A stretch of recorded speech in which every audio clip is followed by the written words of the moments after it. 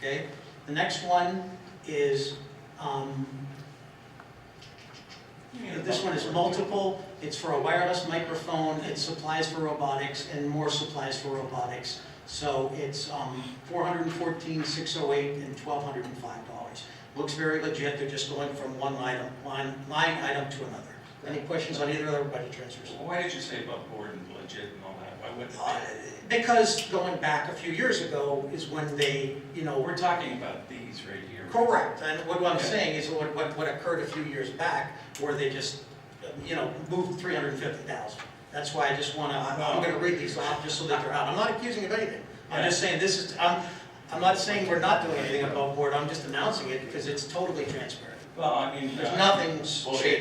how far back do you go in history? Well, wait, if I could say, it does touch a nerve with me, Sure. okay? And me. Because these people have gone so far over and above for this district in putting it back together again. I need to count to 10, okay? Because I'm kind of done listening to these little remarks that there is sinister or illegal activity that I condone, okay? I don't take that lightly. We get audited, and we will be audited by the Attorney General or whomever, and they will address the $350,000 budget transfer, or the budget transfer that was 2 days too late, okay? And we will respond to that. Why we did it, how we did it, with an explanation of what we were putting up with and having to put this mess back together again amidst all the chaos of right-to-know requests and emails and accusations, okay? So we'll answer that, and it'll come forward, and we'll have a responsible, intelligent answer. Nobody's committing any crimes, nobody's hiding any money, never have, and if they do on my watch, they're out of here, okay? I think it's totally unfair to the administration. It's ridiculous. Yeah, it is. We use those kind of words. It's just not right. It's just not right in front of the people. Mr. President, Mr. Hall, I agree. I apologize. Thank you. Meant nothing by that. Well, I just want to get it out there. No, I always say learn from your mistakes, but this is 100% accurate. It's broken down to $100 items. So I apologize. Thank you. I appreciate that. I apologize. I'm sorry. I was not wanting to throw mud at all, and I truly I apologize. apologize too, as well, to everybody. I apologize. Okay, Student Activity Advisor, 1507. Any questions on that one? And then 1508, sale of parcel from repository of unsold properties. That's a tax thing? Correct, the Okay. primary taxes. Somebody wants to buy that. I see, is it? That's kind of money. Mill Creek paramedics contract, I'm sure that's for some training. And then the Erie Times News advertising agreement. A quick question on that. That has to do with our legal notices that we always have to put in there? No. No, it has to do, they were going to advertise for kindergarten registration. Anytime you put an advertisement in like that, it goes under an agreement such as that. I see, for regular, not the legal notices. Like the legal notices we pay going rate. Correct. This other one, we're saying that we're going to spend approximately $10,000 and they give us a discount. And then what I saw is that if we don't spend it, then they take the discount away. But our discount's like 10% or something. I would hope we only spend 5 and we don't get the discount because we'd be 5 ahead. But if we do spend 10, we get a discount, so we're cool with that. Motion for budget transfers.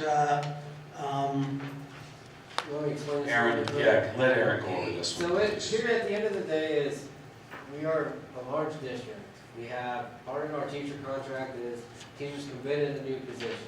Not to mention we have positions that can be moved around.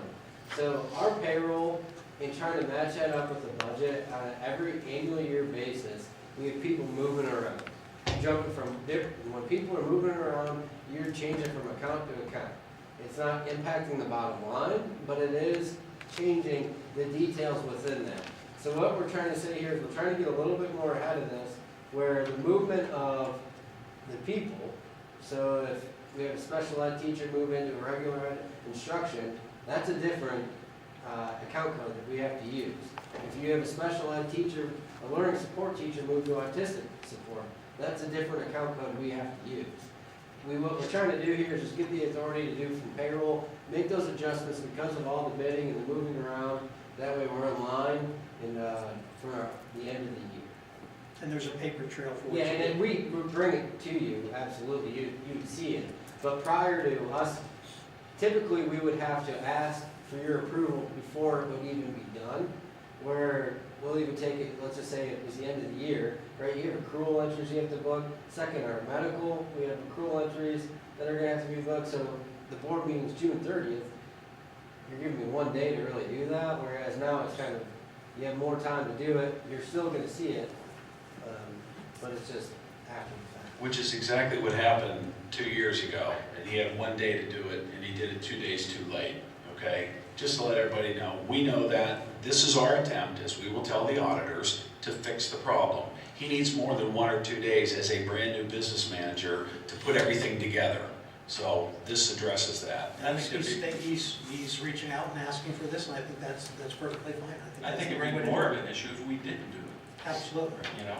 You know, as long as there's a paper trail and there's nothing but paper trails coming from you, that's fantastic. Anybody have any issues with that? Okay. Disposal of technology equipment, this again is a blanket type of a thing. You skipped And- one. Oh, I'm sorry, committed balance account. So I'll explain this one as well. So what we're trying to do here is, we know that we are upgrading our extracurricular facilities, and we want to continue to maintain those extracurricular facilities. Well, I think the best way of doing that is any funds that you receive related to extracurricular activities should be committed to those facilities used, meaning all of our participation fees, all of our gate receipts. Those are the two major ones, and where we're going to actually commit those to maintaining our extracurricular facilities. I think in the budget, forgive me, it's been a long night, I think it's about $120,000 a year that we would be committing to this, that could be going towards replacing the turf field, or replacing anything that we're doing over on the east side of Kahi, or down below McDowell. So we feel that that's the most appropriate way of helping fund these extracurriculars, which are important in multiple ways for the district. So that's the direction we're moving with this. Is there any questions related to that? So you're gonna have a pool fund, like a turf fund, pool fund? I don't want to do, I don't really want to go in and separate it out by pool or Okay. swimming or whatnot. I want to do it just as extracurricular activities as a whole. And according to the policy that we just approved, I believe there's a few of us that will decide what needs to be upgraded, right, to use the funds accordingly. Okay. And we realize we need to spread it out. It's not going to be for 1 or 2 particular groups, and it's for all of our facilities. Yeah, we designed much like our long-range facility plan with roofs, et cetera, where the athletic or extracurricular facilities will have a developmental process as far as what needs to be addressed. And whichever year it is and whatever funds are there, that's how it'll be appropriated. That sounds good. What I'm wondering is, should we try to hold back a little bit in order to build that fund? Like, let's say it is 120 a year. Should we only spend 60 of that and let the 60 accrue towards a bigger thing? You know, like let's say come up with a percentage, because it won't be enough money. So we take 60% from general fund, 40 from this to do stuff. The other thing we're trying to do with that fund is we are in the process of trying to get an advertising sponsorship naming rights campaign off the ground, whereby utilizing our facilities to actually generate funds.